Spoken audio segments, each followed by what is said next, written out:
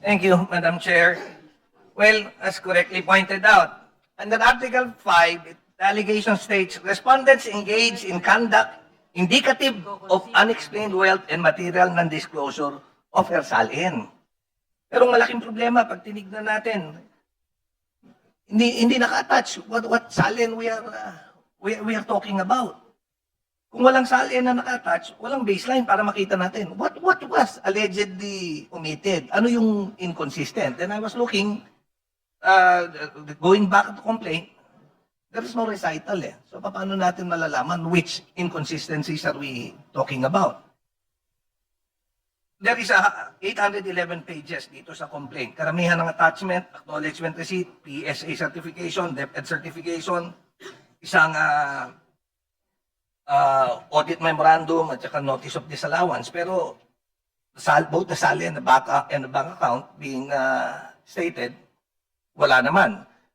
Merong allegation of unexplained wealth, pero hindi rin sinabi dito anong basis ng unexplained wealth. Which property are we talking about? What acquisition are we referring to? Without all those things, then the narration of facts is incomplete. There is no nexus, Madam Chair. Thank you very much. Our parliamentary status is we are determining the sufficiency in substance in line with the fifth ground of the fourth impeachment complaint that corresponds to unexplained wealth and the salin of the respondent. The Honorable De Lima is recognized. Thank you, Madam Chair. Just a brief point. Ultimate facts do not pertain to evidentiary facts. So salins, bank accounts, bank transactions are evidentiary facts. Now, just to address the belief of some that there is absolutely no averment of fact in relation to Article 5. May nakita po akong isa. I was still trying to look for more because this is a lengthy reading. Paragraph 76. And paragraph 76 is found under the statement of facts and antecedent facts. And that is before the discussion on the articles, the main discussion of the articles. So we cannot segregate what are discussed or laid down in that portion of statement of antecedent facts with the discussion now. So paragraph 76, as I said, this can fall under a narration or a statement of an ultimate fact. What does it say? Public records and investigative leads indicate the existence of bank accounts, property transactions, and other financial movements that are disproportionate to respondent Sara Duterte's lawful income and not fully reflected in her statements of assets, liabilities, and net worth. Isn't this an essential, material, ultimate fact that can be supported, substantiated during the evidentiary stage of these proceedings? Thank you very much. The Honorable Nazal and then the Honorable Rodriguez. Thank you, Madam Chair. Pag binasa po nyo itong mga nakalagay sa Article 5 regarding unexplained wealth, SALN violations, bank records, and financial forensics, nakalagay lahat sila based on assumptions in preliminary documentary leads, hindi po solid proof. It keeps saying that a forensic review will uncover unexplained assets, but as of now, wala naman napakita yung complaint. Wala man lang attachments na kahit ano to prove itong sinasabi na unexplained wealth. First, the complaint talks about supposed discrepancies in the SALNs, but differences in reporting do not automatically mean someone was dishonest. Hindi po ako abogado, but I'm an economist. Bago po ako naging congressman, alam naman po natin na property values change. Assets can be bought or sold at different times. To immediately label this as pattern of concealment without clear proof of intent is unfair and speculative at best, Madam Chair. Second, kailangan daw po ng forensic financial review to reconcile declared income and assets sa SALN. Identify unexplained inflows or transfers and trace the disposition of public funds alleged to have been diverted. Hindi ba dapat po trabaho ito ng complainant na mapakita ng ebidensya sa reklamo niya para maging sufficient in substance? Third, the complaint points to large cash disbursements from confidential funds and say these correlate with certain financial movements. But yung mismong complaint admits in paragraph 237 that correlation is not conclusive.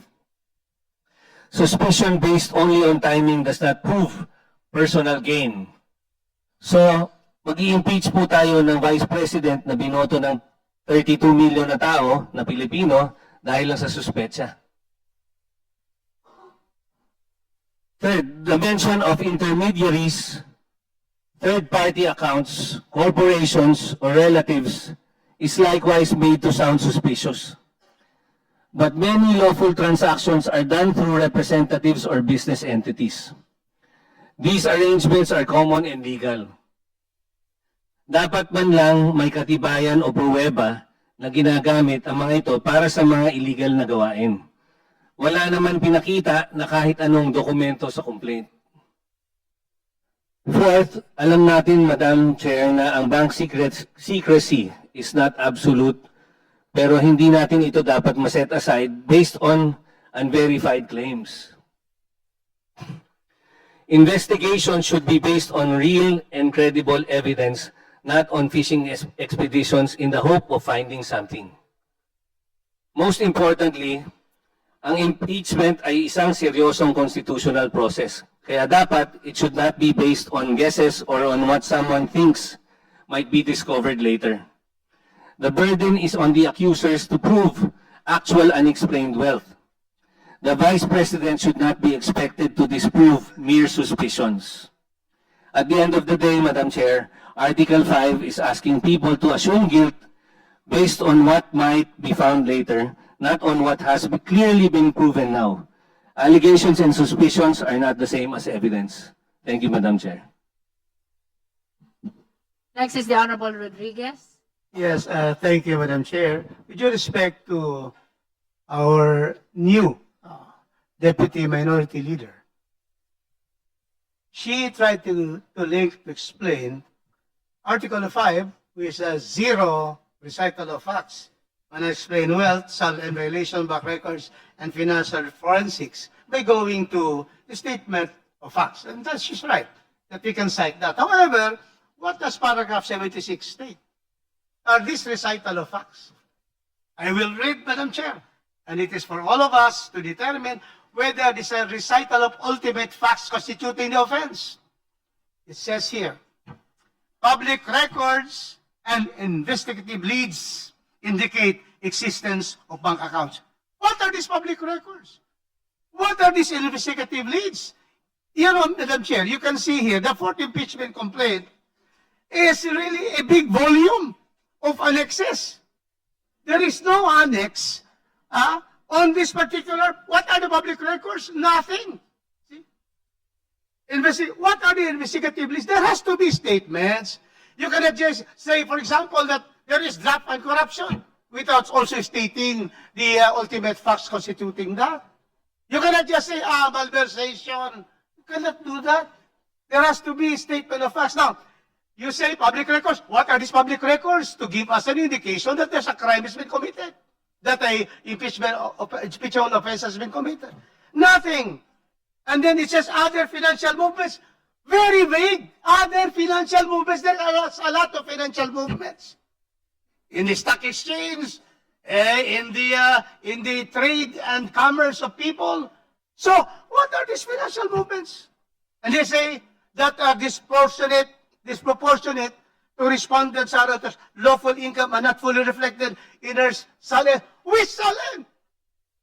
2022? 2023? 24? 25?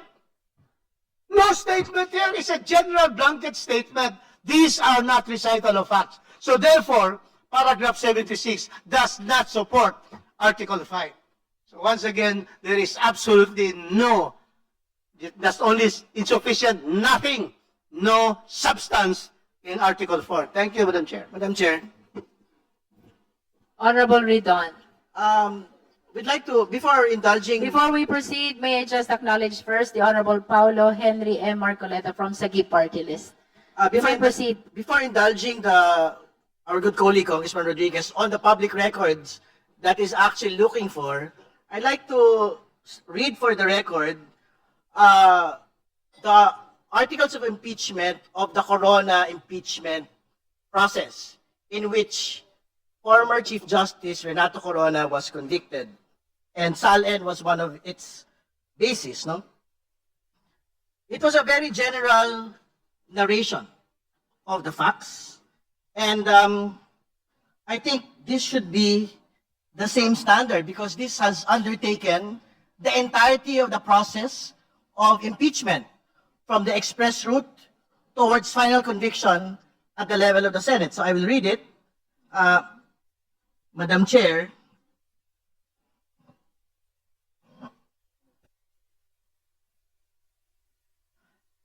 (2.4) Respondent is likewise suspected and accused of having ill-gotten wealth, acquiring assets of high values, and keeping bank accounts with huge deposits. It has been reported that respondent has, among others, a 300 square meter apartment in a posh Mega World property development at the Fort in Taguig. Has he reported this, as he is constitutionally required under Article 11, Section 17 of the Constitution, in his Statement of Assets and Liabilities and Net Worth, SALN? Is this acquisition sustained and duly supported by his income as a public official, since his assumption as associate and subsequently Chief Justice? Has he complied with this duty of public disclosure? We are stating it for the record, Madam Chair, because this is the precise wording of the Corona impeachment articles of impeachment, which had proceeded to the Senate and had resulted in a conviction, Madam Chair. So I think it is very clear that this is the process that we have to undertake, and what the endorsers would want to undertake during the process of full proceedings can be undertaken. It does not require what our colleague is actually asking today. It would be good had the annexes been there, but is actually not in fact required for full impeachment proceedings to proceed. But I think the crux of the matter is, what is the definition of unexplained wealth, Madam Chair? Because I think this is something that we would want to be able to talk about as well. Yung pong unexplained wealth, mga kaibigan, meron pong very specific definition yan sa ating pong mga batas. A public officer and employee acquires property during their incumbency. So if we are talking about the Vice President, from 2007, from her first year in public office to date. And second element is the amount of property is manifestly out of proportion to their official salary and other confirmed local income. And at this point, I will indulge our colleague about the public records on which this committee can actually take judicial notice of. So I will read to the record, Madam Chair, the totality of the net worth of the Vice President from 2008. 2008, filed December 31, 2008, net worth 18,493,617. SALN 2009, net worth 18,281,000. May we be clarified, Honorable Ridon, of the reference from which you are reading? Well, we have the references of the SALNs themselves. That is the Madam Chair. SALN of the Vice President. And some of the public available public information relating to the May SALNs. we know specifically which document Well, I is will that? present for the record the most recent SALN that had been released by the Ombudsman, Madam Chair. I think it is something that can be flashed on the screen. But I think what should be noted is the original SALN net worth, which was 18 million, Madam Chair. 18 million.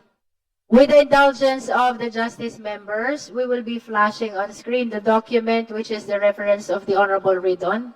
Yeah, but to have a starting point, Madam Chair, the original SALN 2008 is 18,493,617. It was filed December 31, 2008. So we will be flashing the SALNs for 2023 and 2024. May we request, Madam Chair, that the Secretary be directed to flash? For the record, the SALN from which the Honorable Ridon is first referring to is the 2008 SALN, which provides for an 80 million net worth. And with the indulgence of the members, we will be flashing the 2023 and 2024 SALN. Madam Chair, this is the 2023 SALN. We can proceed to see the totality, the net worth, Madam Chair. 2023, can you go down further, please? A little bit down. Ayan, net worth po. Net worth for 2023.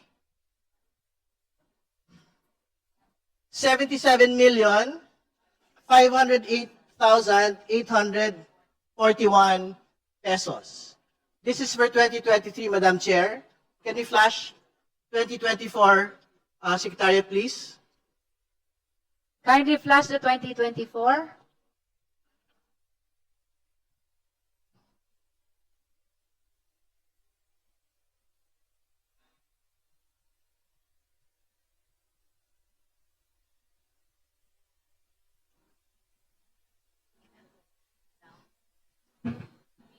Can you Scroll go- down first. Okay, yeah, please. that's correct.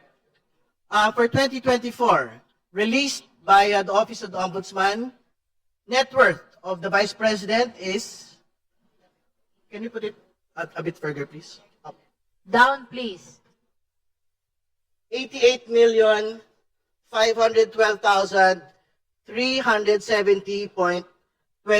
88,512,370.22. So we are submitting it for the record because these are public records which our colleague had actually asked for. And if we will base it from the original SALN at 2008 to the 2024 SALN, Madam Chair, it is an increase of more than, I think, 1,200%. So we leave it to the Justice Committee as to whether or not we would consider it, There was an increase of 10 As a- million pesos, Madam Chair, sorry? from 77 million to No, the original 88. SALN at 2008. How Which much was is the 2008 SALN? 18 million. 1.8. Is it 1.8 or 80? 1.8. It's 1.8 million. Do you have a copy of the SALN also of 2008? We will locate it, Madam Chair. So, we're stating for the record, it was being shared to us by the Honorable Ridon that per 2008 SALN, the net worth is 1.8 million. And now we are shown by 2023 and 2024 SALN, which shows net worth of 77 million and 88 million respectively. Do you have any additional manifestation? That is correct, Madam Chair. So we leave it to the House Committee on Justice to make a determination on whether the comparison between the original SALN at 2008 and the current SALN at 2024 constitutes unexplained wealth, which is essentially part of the impeachable offenses that we would want to proceed with at this point, Madam Chair. Madam Chair, The Honorable Rodriguez. 2 points. First point is that the impeachment proceedings in the Committee on Justice against Chief Justice Corona, this representation has attended since 2007, 4 impeachment complaints, which I have been a member of this committee since 2007. The first complaint was against the President, GMA. 2007, I was new. dismissed. Then we have Gutierrez, Residita, she resigned. And then we have Corona. On record, Madam Chair, precisely, this representation voted no to the Corona complaint. Because to me, there was no sufficiency of substance. And in the resolution of the House of Representatives, I voted no. In the Senate, it proceeded because the majority, of course, with the president at the time pushing for that, he was therefore impeached.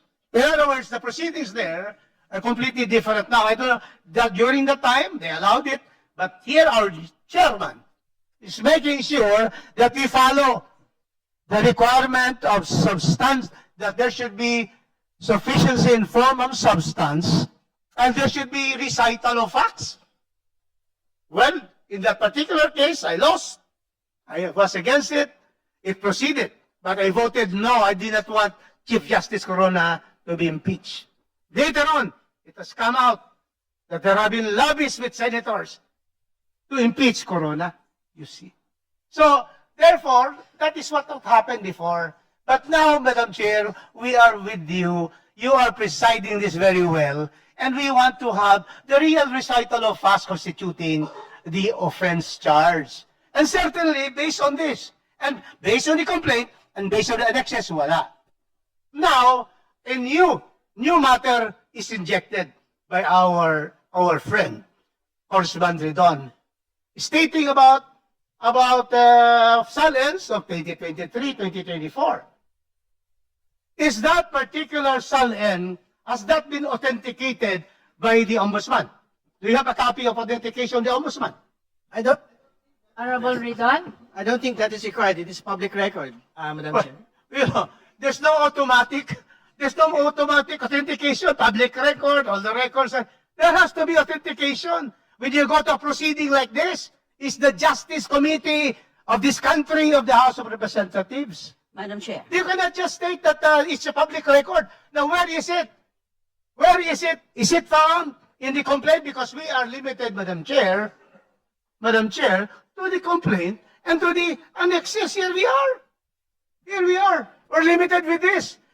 To inject something based on the statement, and there is no authentication that we have. There is no such thing as automatic authentication. In any proceeding, you have to authenticate.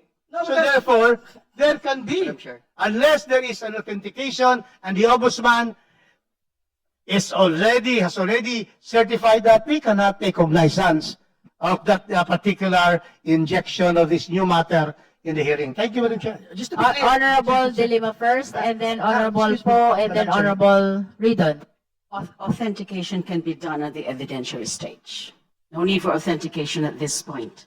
The committee can subpoena, can request copies of those SALNs from the official custodian, the Office of the Ombudsman. So authentication at this point is not needed. Thank you. I disagree, Madam Chair. May I be just one sentence?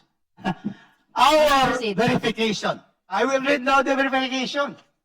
Verification of this. What does it say? In the verification of the Personal complaint- knowledge or authentic records. Yes, precisely. We have to have ultimate statement of facts, personal knowledge of the complainant, Attorney Cabrera, and then, of course, here we go. I will read now the verification of Attorney Cabrera. Aha. I think it was just one Allegation- sentence, Madam Chair. Let Just us one wait, sentence. let us wait This is my last until sentence. he finishes with his No, that's three manifestation. sentences already, Madam Chair. My 3 sentences is considered as 1 sentence. All right, Madam Chair. The allegations, number 3, the allegations in the complaint are true and correct based on my personal knowledge or based on authentic documents. See? That's very clear. Nobody can debate with that. And if Congressman Ridon says this is authentic, that is his word. We have to get authentic documents signed and duly certified by the Office of the Ombudsman. Yes. Thank you, Madam Chair. Honorable That is Rodriguez. 5 sentences, but That, considered that as one. was one paragraph already. The Honorable Ridon. Madam Chair, it's a very basic question. That is an irrelevant response. You know why? Because firstly, I am not the complainant. I am not bound by the verification. Hindi ba? Why are you talking about authentic records? I am speaking as a House member and participating in House Committee on Justice. The point is not on point, Madam Chair. And my question is basically, are we being challenged that what is being presented is actually not the true representation of the SALN of the Vice President for 2023 and 2024? Kasi parang ganun ho yung dating. And more importantly, linabas ho ito. Nakita ho ng bayan, yung 88 million. Madam Chair. Nilalaman po ng SALN. So, think ko that should not be considered, Chair. Madam Chair. The Honorable Po, and then the Honorable Suntay, and then the Honorable Dilima. Madam Chair, so we can move forward already. I just want to clarify for the body whether or not the Honorable Congressman Rufus Rodriguez is asking us to ignore the silence that were presented earlier. Is that what we're being asked? That is precisely to answer. Can I answer, Madam Chair? You recognize You cannot Honorable inject Rodriguez. anything not found in the complaint and the annex. Because then the requirement that Attorney Cabrera, is of personal knowledge and or authentic, that is very clear in all verifications. Authentic. We go back to Honorable Po. Well, then, to that point, I believe that we should move into merit so that that can be admitted as part of the evidence, no, in Madam the, Chair, in this situation. he's right to ignore it, but Madam Chair, just one last Yes, one. you may proceed. Well, he's right to ignore it, but firstly, he was challenging the availability of public records. So we were submitting the public records actually available. And secondly, I am not asking that it be made part of the complaint. This is being submitted for the consideration of the body that it is untrue that public records relating to SALN, unexplained wealth, do not currently exist. It exists. And we had been submitting it for the record, Madam Chair, irrespective of whatever documents that had not been submitted by this complaint. Madam Chair, I submit. The Honorable Suntay. Thank you, Madam Chair. Well, Congressman Ridon stated two facts. First, tama yung sinabi niya, he's not a complainant, but he's trying to introduce new documents which he wants us to consider.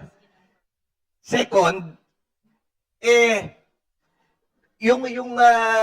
document he is trying to introduce is not to the knowledge of the complainant. So, we cannot consider it here because it's not part of the complaint. The Honorable Dilima. Thank you, Madam Chair.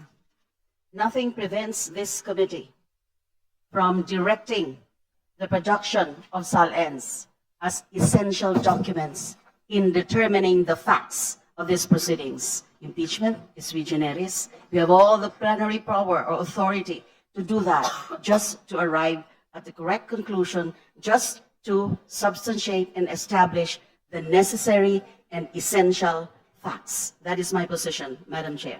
Just like any other manifestation of the justice members, the document presented by the Honorable Redon forms part of his manifestation. And therefore, all of your manifestations, including the documents which were shared, will become basis of the judgment of the justice members in determining the sufficiency in substance. That might not be introduced as an evidence yet, but that might be introduced as part of the manifestation of the Honorable Redon. The Honorable Padiernos. Thank you, Madam Chair. So I'd just like to point out in our rules of procedure in impeachment proceedings, under Section 7, kasi pag-usapan po natin yung mga SALN and other documentary evidence.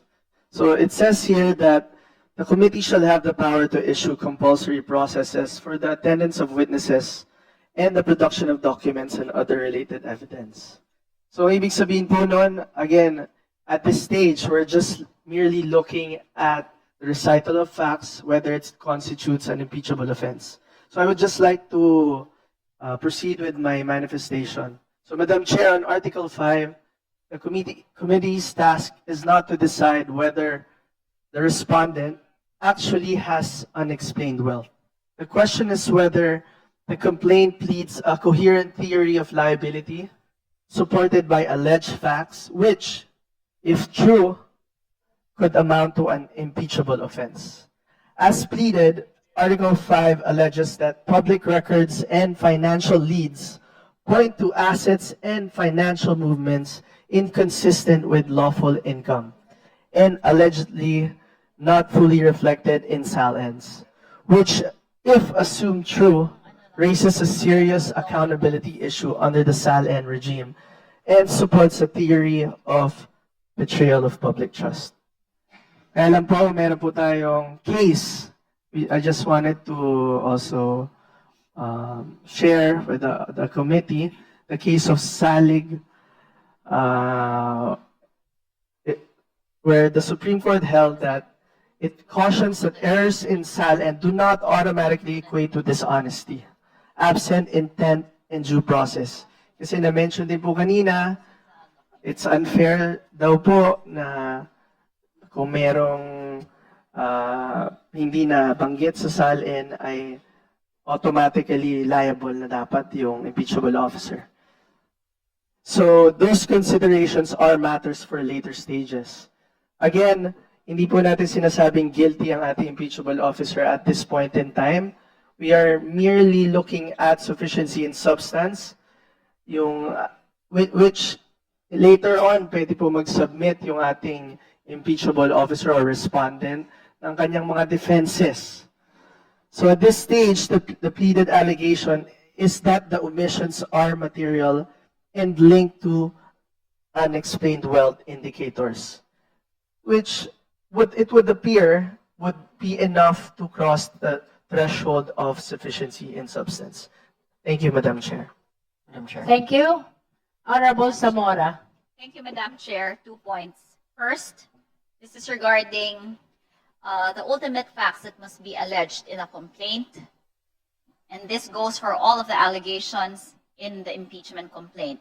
Salita versus Honorable Magtalis, GR number 106429, June 13, 1994 states, a complaint only needs to state the ultimate facts constituting the plaintiff's cause or causes of action. Ultimate facts has been defined as those facts which the expected evidence will support. As stated by private respondent, the term does not refer to the details of probative matter or particulars of evidence by which these material elements are to be established. It refers to the facts which the evidence on the trial will prove and not the evidence which will be required to prove the existence of those facts.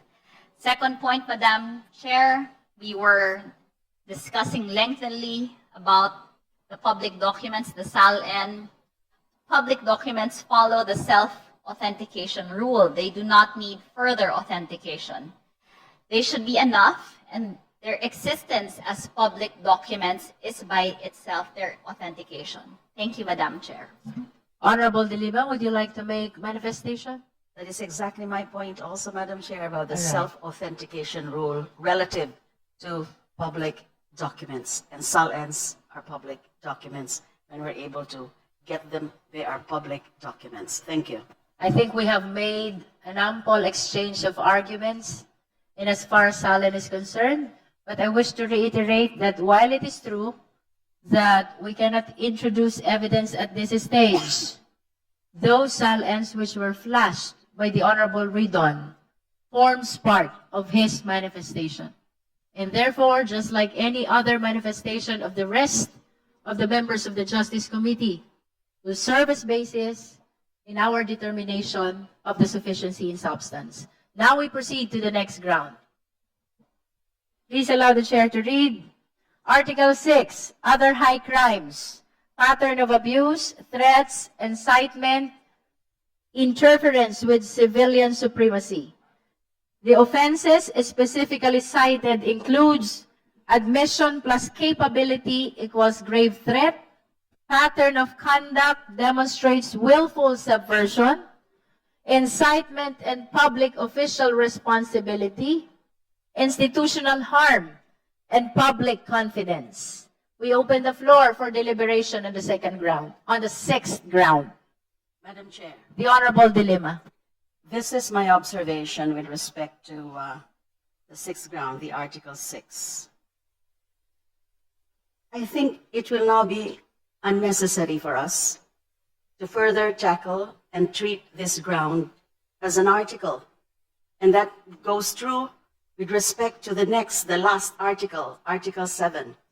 Because as I was reading it, it's actually just a sort of a discussion, a summation of the discussions, the earlier discussions on the 5 grounds. Other high pattern of abuse, threats, incitement, interference with civilian supremacy. They refer to the same set of facts and allegations. The same is true with respect to Article 7. Article 7 says, pattern of abuse, cumulative misconduct doctrine, remedies, prayer, and verification. So these discussions are not strictly and technically discussions of grounds or articles. It's just really a matter of style that the drafter of this pleading thought it best to also include this in the discussions. But they need not be discussed, considered, and treated as separate grounds or articles. So for me, since there have been sufficient discussion already about the first 5 grounds in relation to also to our discussions yesterday with respect to the third complaint, I think this is unnecessary to further deliberate on this, because it's clear to me they need not be considered as articles, but just a discussion, a summing up, a wrap up. So I move, Madam Chair, to dispense with the consideration or deliberation on both Articles 6 and 7 for the reasons that I stated. I so move. Second. Madam Chair, I second. Before we act on the motion, let us put on record the manifestation of the Honorable Dilemma that the 6th and 7th ground are summation of the 5 prior grounds, and therefore the discussions that we had in the 5 prior grounds, including the discussions we had yesterday already with respect to similar grounds, support already the needed deliberation with respect to the 2 last ground, that is the 6th and the 7th ground. We state that to form part of the transcript of records of our deliberation today. So there is a motion to dispense with the deliberation of Article 6 and Article 7 for the purpose of the determination of sufficiency in substance of the 4th impeachment complaint. The same has been seconded. Is there any objection? Hearing none, the motion is hereby approved. The deliberation for the 6th and 7th ground are dispensed with. That concludes the deliberation for the determination of sufficiency in substance of the 4th impeachment complaint. Having said so, then the members are reminded to be ready to vote for the sufficiency in substance first of the 3rd impeachment complaint, followed by the 4th impeachment complaint. Madam Chair. Madam Chair. Before we proceed, we recognize the Honorable Senior Deputy Speaker Ferdinand Hernandez. Madam Chair, this is just a manifestation before we vote on the sufficiency in substance. At this juncture, it is important to clarify for the public what this vote means, and equally important, what it does not mean. Our vote on the sufficiency and substance of the impeachment complaint is not a determination of guilt or innocence on the part of the Vice President. We are not conducting a trial today, nor are we rendering a judgment on the allegations contained in the complaint. What the Constitution requires us at this stage is far more limited but nonetheless essential. The committee is merely determining whether the allegations, assuming them to be true for purposes of evaluation, are sufficient in substance to warrant the continuation of the impeachment process. If the complaint is found sufficient in substance, it does not mean the Vice President is guilty.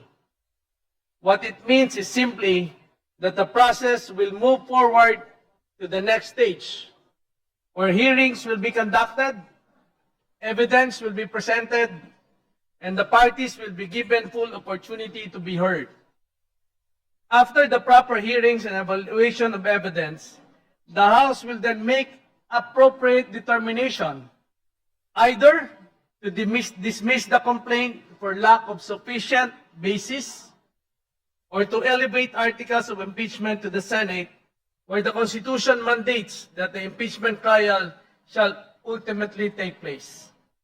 To stress, our vote today is not a verdict of guilt, nor an act of condemnation. It is simply a decision on whether the constitutional process should move forward. The House is not an arena for trial by publicity, but an institution bound by due process, fairness, and the rule of law. Our duty today is simply to allow the process, as mandated by the Constitution, to take its proper course. In undertaking this duty, we assure the public that the process will be impartial, fair, and faithful to the Constitution, with full respect for the fundamental right to due process of all parties involved. In this way, we protect not only the rights of the respondent, but also the integrity of our democratic institution and the rule of law. Thank you, Madam Chair. To form part of the transcript of record, since we are about to cast our vote on the sufficiency in substance of these two impeachment complaints, we would like to direct the committee secretariat to acknowledge the House members who are present at this hearing.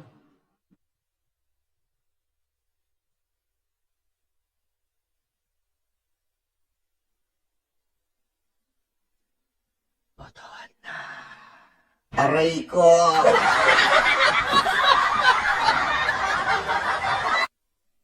Boboto na sila, patay na. Aray ko!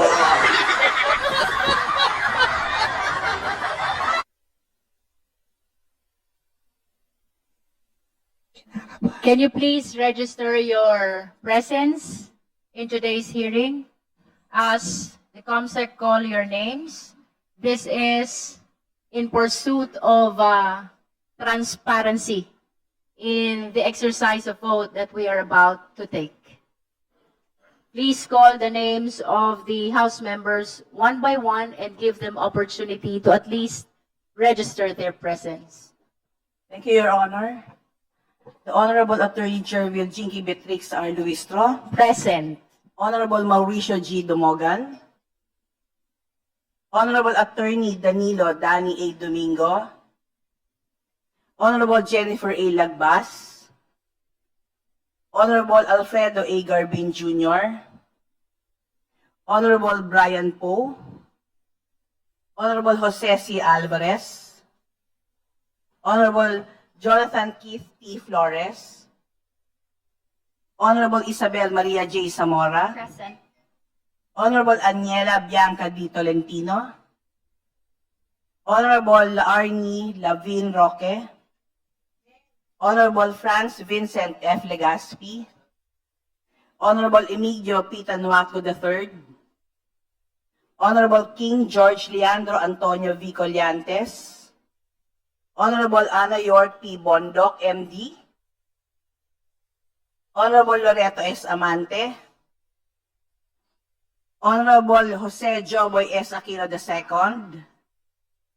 Honorable Joel R. Chua.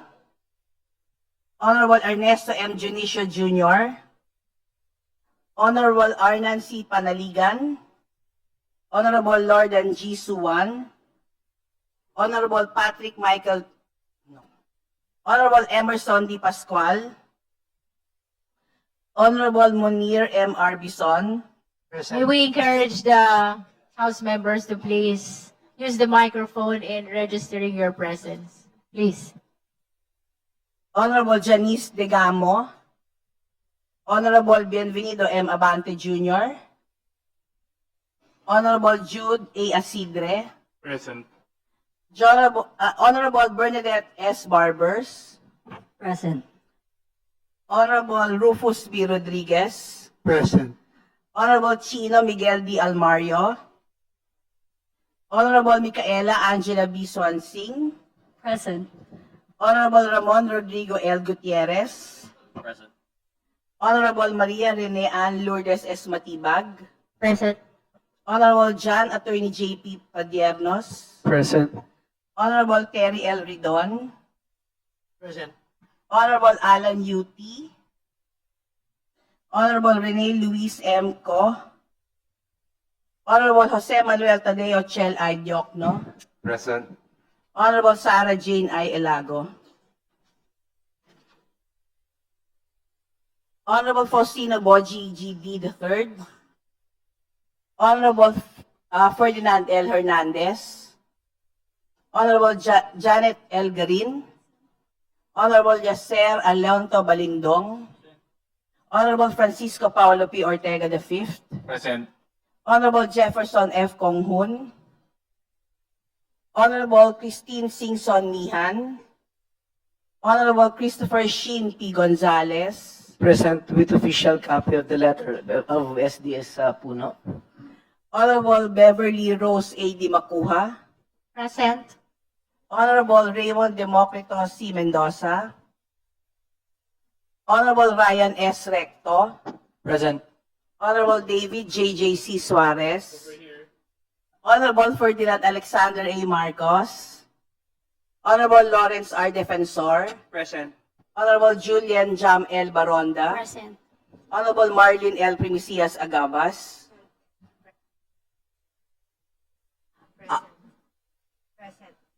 Honorable Maria Alana Samantha T. Santos. Honorable Zia Alonto Adyong. Sorry. Present. Honorable Ernesto M. Junicio Jr. Present. Honorable Giselle Victoria C.U. Honorable Arnan C. Panaligan. Honorable Eliza Micaela Mica M. Gonzalez. Honorable Marie Bernadette G. Escudero. Honorable Ivan Howard A. Gintu. Honorable Wowo Fortes. Honorable Hill Cabarangay Jr. Acosta. Honorable Adrian J. C. Advincula. Honorable Ana Victoria Veloso Tuazon. Honorable Crispin Diego D. Remulla. Honorable Vincenzo Renato Luigi R. Villafuerte. Present. Honorable Jose Bong J. Teves Jr. Honorable Munir N. Arbison Jr. Present. Honorable Ramon Rodrigo L. Gutierrez. Honorable Eduardo R. Rama. Honorable J.C. Abalos. Present. Honorable Edgar R. Erice. Wala na, okay. Wala na. Ito. Yeah, okay, wait, sorry. Honorable Presley C. De Jesus. Honorable Sergio C. Dagook.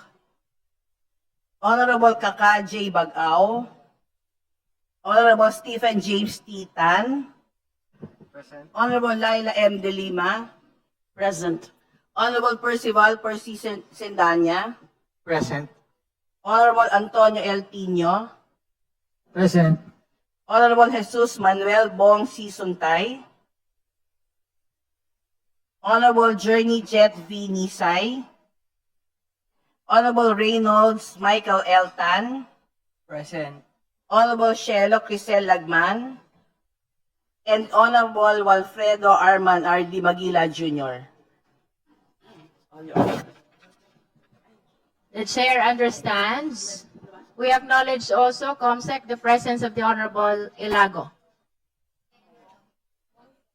as well as the Honorable Bong Teves, and the Honorable Joboy Aquino. The chair understands the difficult decision that the members are about to take. And with that, the chair commends the courage, the disposition, the candor of the members who are present right now to exercise this constitutional duty. Madam Chair, point of inquiry. What's the point of inquiry of the Honorable Padiernos? Madam Chair, before we vote, may we get the guidance of the chairperson as regards to the complaints wherein if you have multiple grounds and you agree to only some of them. Under the rules, we will be determining the sufficiency in substance on the basis of the entire impeachment complaint. What is being determined is the sufficiency in substance of the complaint and not the individual grounds. We adopted the deliberation that we had in the prior impeachment proceedings, that is by going over all the grounds, only to give a better and wider perspective to all the justice members to come up with their individual judgment. With that, if the members have no other matters to raise, we shall proceed to vote. Madam Chair. Madam Chair. The Honorable Rodriguez. In the PBBM impeachment, we allow the Honorable Laila de Lima to also state that in one of the grounds he concurs in one, and then the other she would not, because for example, this representation, Madam Chair. If I may interrupt the Honorable Yes, Rodriguez. please. Yes. The disparity as to the position of the Honorable De Lima with respect to the first and the second impeachment complaint, but not with respect to the individual grounds. I have clarified, but can we put on the records, for example, if, for example, in the third complaint, which we are going to vote on, what will happen if 4 of the grounds for example, in my case, just to be able to state, 2 of the grounds, there is substance. 4 of the grounds, no jurisdiction, no substance. How will that be reflected? Madam With Chair? all due respect, the chair has stated already that the rule provides the determination of the sufficiency in substance with respect to the impeachment complaint and not to the individual grounds. Again, we deliberated per ground only to give a better perspective to the justice members in the determination of the sufficiency in substance. In other words, we will be voting on the entire impeachment complaint and not on the individual grounds. And we are not conceiving as well the situation where the members will be manifesting a different position with respect to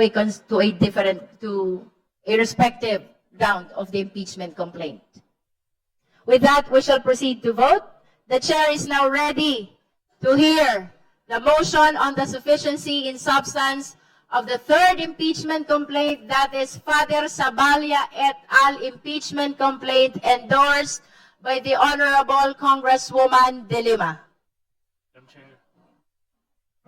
The Honorable Asidre is recognized. Madam Chair, I move that we vote on the sufficiency of substance on the Sabalia et al. Complaint.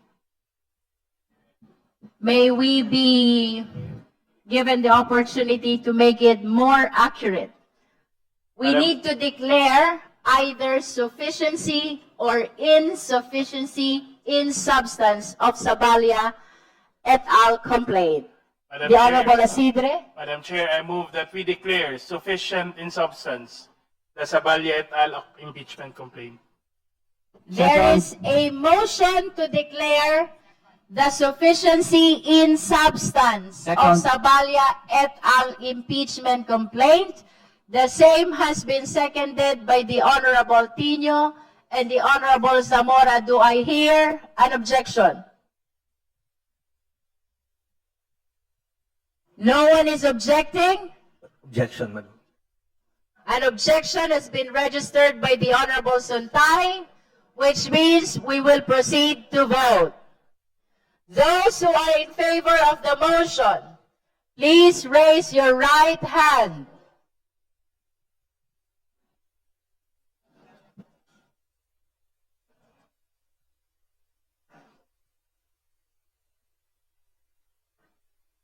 Can you higher your hands just to make sure that the Secretariat will come up with an accurate counting?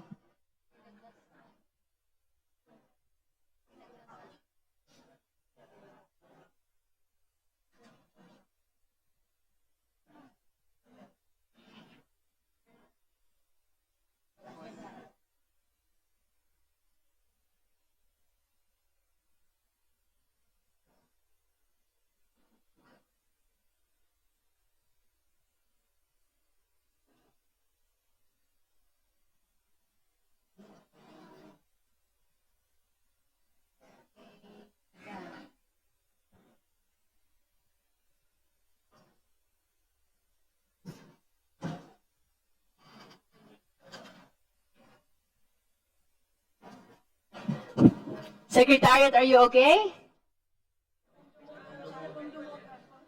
Kong Dumogan is here and raising his hand as well.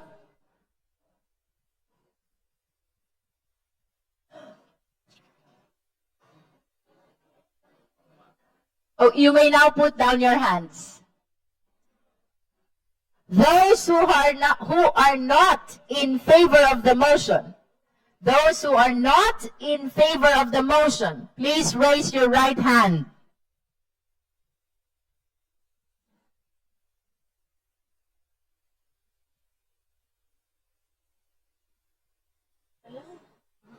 It's okay. Those who abstain, please raise your right hand. All right, so that concludes the voting. Secretariat, the result, please.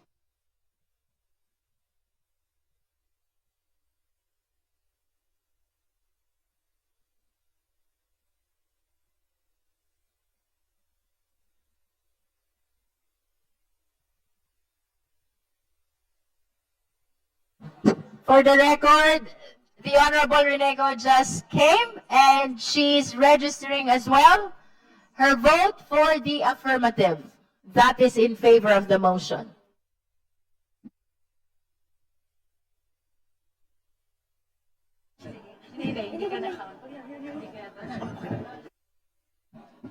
The vote of Arnan Panaligan is counted already per the Secretariat. With 54 votes in the affirmative, 1 in the negative, and 0 abstention, the Chair declares the sufficiency in substance of Zabala et al. Impeachment complaint. So ruled. Now we proceed to the fourth impeachment complaint, the Cabrera impeachment complaint endorsed by the Honorable Abante and the Honorable Ortega. The Chair is ready to hear the necessary motion. Madam Chair. The Honorable Rodriguez. Before the vote, once again, I would like to ask. There are 5 grounds on the fourth complaint. This representation believes in the dismissal, no substance in 3, but 2 has substance. How do I vote? Honorable Rodriguez, it is clear in the rules that we are voting on the entire impeachment complaint. The sufficiency in substance has to be determined on the basis of its entirety and not on the basis of the individual grounds. In other words, it's either you vote in favor of the sufficiency or not in favor of the sufficiency. Madam Chair, I always agree with the Chair. Thank you. The Chair is ready to hear the necessary motion. Madam Chair, The Honorable Zamora. I move to declare the impeachment complaint filed by Attorney Nathaniel Cabrera as sufficient in substance. There is a motion to declare the impeachment complaint of Cabrera sufficient in substance. Do I hear a second? The same has been seconded. Is there any objection? Madam Chair, once again, objection. The same has been objected to. We shall proceed to divide the House. Those who are in favor of the motion, please raise your right hand.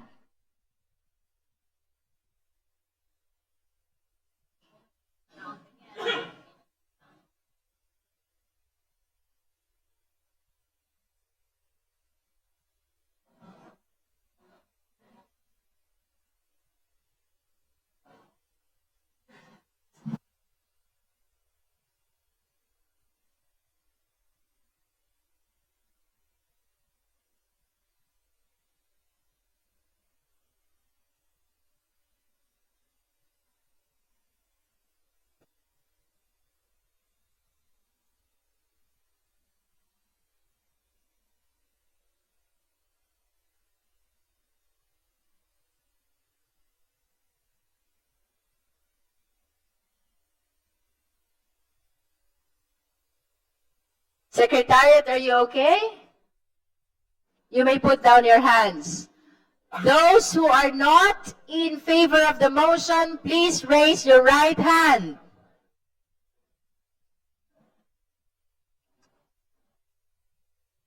You may put down your hand. Those who abstain, please raise your right hand.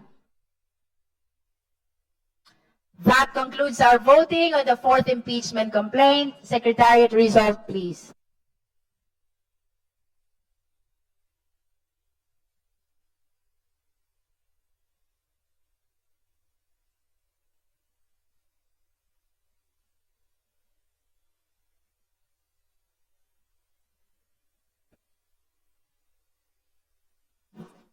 With 54 votes in the affirmative and 1 vote in the negative, with 0 abstention, the chair declares the Cabrera impeachment complaint sufficient in substance. So ruled. Madam Chair. The Honorable Zamora. In view of the finding of the sufficiency and substance of the 2 impeachment complaints, I move to issue notice to the Vice President or the respondent of the impeachment complaints to file our answer to the impeachment complaints within a non-extendable period of 10 calendar days from receipt of this notice. Thank you, Madam Chair. There is a motion for the issuance of notice to Vice President Sara Duterte for the filing of her answer to the 2 impeachment complaints within the non-extendable period of 10 days. Do I hear a second? The same has been seconded. Is there any objection? Hearing none, the motion is granted. The committee is directed to issue the necessary notice to the respondent.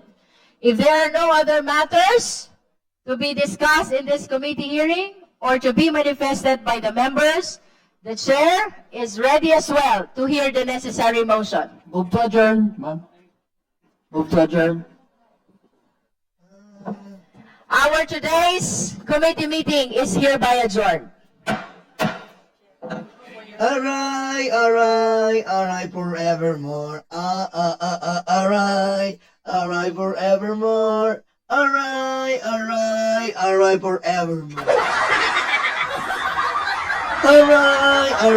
Alright, forevermore. Marshmallow!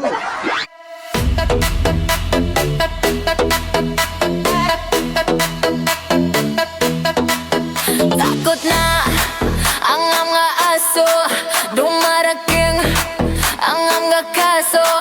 Sila ay sinusundo na, dadalhin sa tatay nila. Aray waranto, takbo na bato, takbo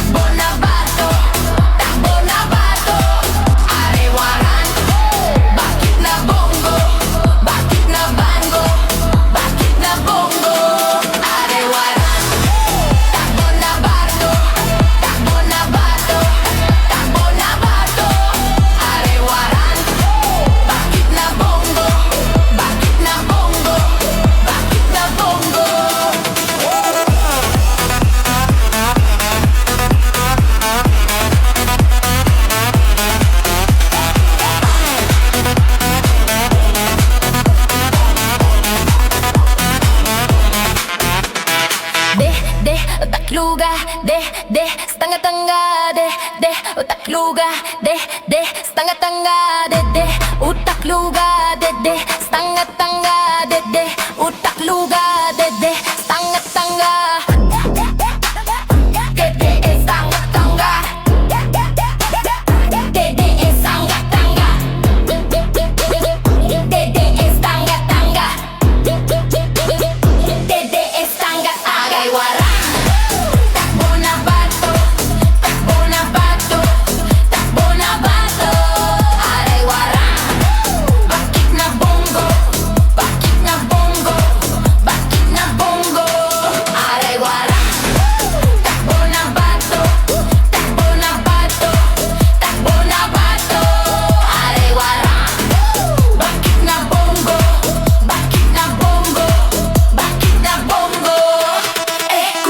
Betlog, tatay yung karton, kuduro yung betlog, tatay yung karton, kuduro yung betlog, tatay yung karton.